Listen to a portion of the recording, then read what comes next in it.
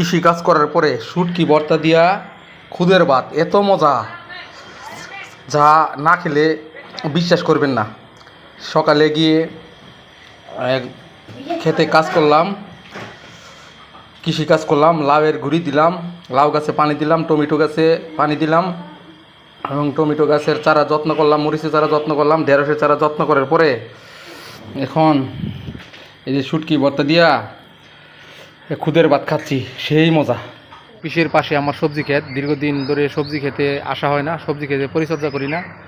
আসুন আপনাদের দেখাই আমার সবজি ক্ষেতটা। অফিসের পাশে এই আমাদের অফিস বিল্ডিং, অফিসের পাশে আমি সবজি ক্ষেত করেছি। দেখেন এটা আমার লাউ গাছ, আপনাদের দেখাই যে আমার অনেক সুন্দর লাউ গাছ। শুধু লাউ গাছই নয়, আমি আরও অনেক সবজি করছি, সবজিগুলো আপনাদের ঘুরিয়ে ঘুরিয়ে দেখাবো।